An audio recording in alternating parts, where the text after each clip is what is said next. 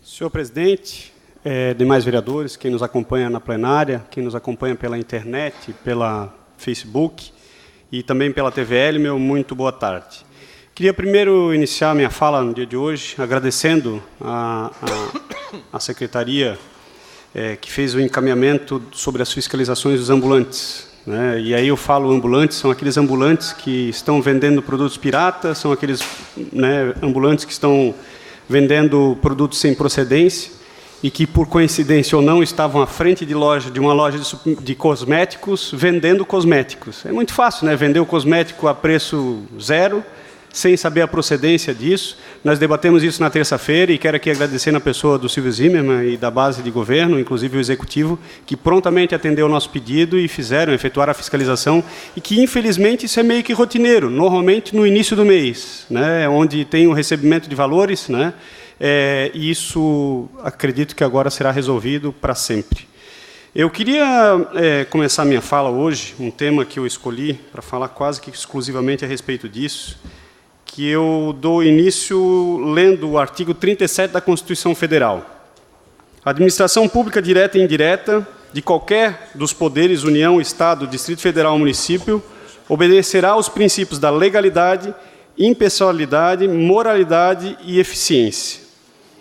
Sobre eficiência, eu quero falar de um tema, e aí que me preocupa bastante, até porque fui muito criticado, aí buscaram vários empresários entrar em contato, e vários consumidores, que é a questão da eficiência no que diz respeito à cobrança de tarifa mínima de 10 metros cúbicos, imposta, né, na verdade, há muito tempo, pelo próprio SAMAI. A gente sabe que isso não é de hoje, isso é de algum tempo, e eu queria saber se é justo, se não é justo, né, uma pessoa de um condomínio pagar o mesmo consumo de uma pessoa que possui uma piscina, por exemplo. Né? Você acaba tendo um hidrômetro só, divide por todos, e aí acaba sendo injusto com essas pessoas. Né? Se é justo ou se é injusto pagar pelo que não é consumido, uma vez que 10 metros cúbicos é cobrado de todo e qualquer consumidor, e o consumidor ele paga por um serviço que é um serviço, já não é um serviço tão barato. Né? Mas, enfim, é um serviço essencial e que, de verdade, como prevê o próprio Código de Defesa do Consumidor, o consumidor deve pagar pelo que consome, e não por 10 metros cúbicos a mais. Então, eu queria falar alguns exemplos aqui. Essa questão da piscina do condomínio.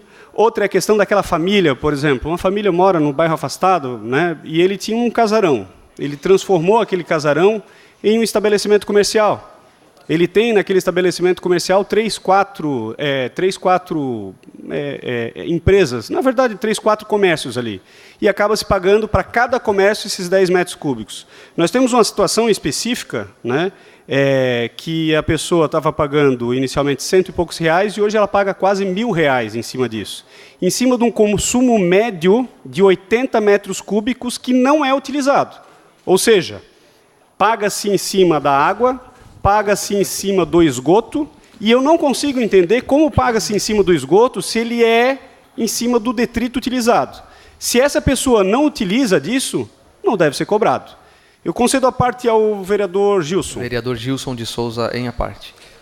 Vereador, essa conversa, parabéns por o senhor trazer esse tema. Eu havia conversado com o Alexandre, o presidente do SAMAI, e era importante refazer novamente esse custo. É um custo que se tem, é um cálculo que se faz dos 10 metros cúbicos, e aí a gente tinha que rever, e conversei com ele conversou que iria, na verdade, trabalhar isso com um economista, e aí eu me propus ajudar também, e nós temos que rever essa tarifa. Acho que esses 10 metros cúbicos dá para rever, dá para se refazer esse cálculo novamente, e ele está de acordo com isso, porque, na verdade, se tu fores olhar, como o senhor mesmo falou, é injusto essa cobrança, já que nós temos que refazer novamente esse cálculo, no sentido de que nós temos mais residências, nós temos que refazer quanto que é o custo para a água estar da torneira até, o tratamento da água até a torneira. Então, tem que ser feito, ele concorda com isso, é importante, mas aí tem, como o senhor falou, um pouco de medo nesse cálculo, porque ele vai impactar no esgoto e no lixo, mas tem que ser refeito, não dá para pagar 10 metros cúbicos, realmente está muito acima do que é o desejado. Obrigado, vereador. Incluo seu discurso a minha fala. Inclusive, então, sobre isso, é claro que a gente acaba praticando a lei do menor esforço. Né? Você pega o hidrômetro, multiplica por 10 e paga-se o valor. E aí esse caso, né, em tela, aí ninguém quer fazer quebra de sistema, ninguém quer, é tudo com responsabilidade. Cada um consumidor deveria ter a sua unidade consumidora, como é da energia elétrica. A energia elétrica é paga pelo consumo, e isso deveria ser em todos os estabelecimentos. Ou seja, vários hidrômetros, e contaria-se o que efetivamente consumiu. Eu quero dizer que é óbvio que a gente quer procurar um equilíbrio fiscal, mas com responsabilidade social. E aí, aqui eu quero citar algumas situações, inclusive o próprio Código de Defesa do Consumidor, no seu artigo 6º, que são os direitos básicos do consumidor, ele fala no inciso 10º, a adequada e eficaz prestação de serviço público em geral. E eu quero lembrar mais uma situação. O STJ tem entendimento pacífico a respeito disso. Vou ler o entendimento do STJ. O STJ afirmou o entendimento de que é ilegal a cobrança de tarifa de água no valor de consumo mínimo multiplicado pelo número de salas, apartamentos do imóvel, quando houver um único hidrômetro no local. E mais, também é de entendimento de que se deve efetuar cobrança pelo consumo real. Isso é o STF que está falando, STJ que está falando. Ninguém, não é o vereador que está criando esse caso. Então, assim, se nós considerarmos, continua, entendimento do STJ, considerando que a tarifa de água deve ser calculada com base no consumo efetivamente medido no hidrômetro, a tarifa por estimativa de consumo é ilegal, ou seja, por ensejar enriquecimento ilícito. E aí eu fico bem preocupado com a questão do enriquecimento ilícito, e aqui não quero, a gente sabe que isso não é de hoje, né? Isso é uma situação já de muito tempo, mas que preocupa bastante. Esse caso em específico, eu quero dar de novo exemplo. Ele tem 8 salas comerciais, tem um consumo médio de 11 metros cúbicos e agora passou a pagar 80 metros cúbicos. É um incentivo para que essa pessoa abra uma torneira e deixe os 80 metros cúbicos na rua? Isso não pode. A gente tem que pagar pelo que nós efetivamente consumimos. Então, assim, de novo, o consumidor não é obrigado a pagar por um serviço que não foi executado ou nem oferecido. Então, eu queria, de verdade...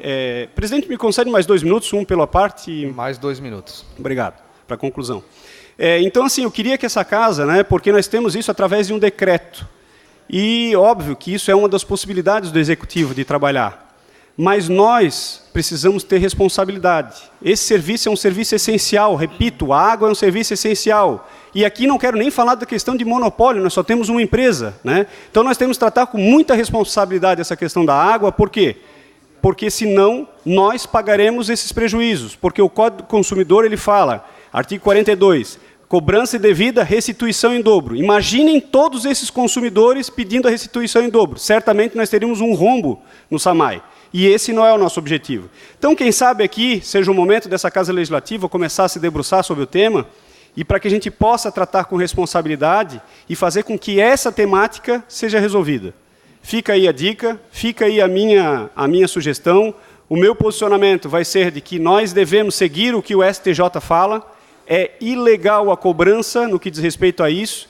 E aí eu falo para todos que estão aí nos ouvindo, várias pessoas que estiveram no meu gabinete falando sobre o tema.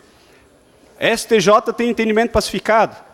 Não vai ser um decreto que vai fazer com que alguma coisa faça ou deixe de fazer na cidade de Blumenau que vai prejudicar os consumidores.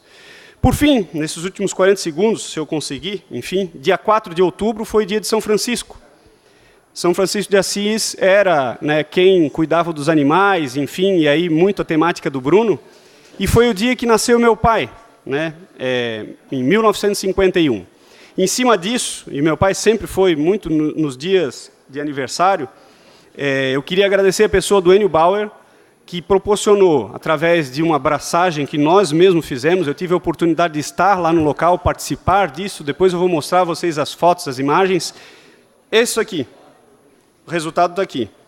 Uma cerveja que nós fizemos e lançamos no dia de ontem, isso não é pago, isso aqui eu não posso vender, até porque nós fizemos e produzimos a cerveja artesanalmente, com um rótulo, está aqui, do seu Luiz Eduardo Caminha, que completaria no dia de ontem 66 anos de idade. Eu tenho certeza que ele, onde quer que esteja, está muito feliz, e eu quero dedicar a ele toda e qualquer tipo de novas e micro cervejarias que venham a evoluir aqui na cidade de Blumenau, conforme a legislação que nós, vereador Silvio, aprovamos aqui nessa casa.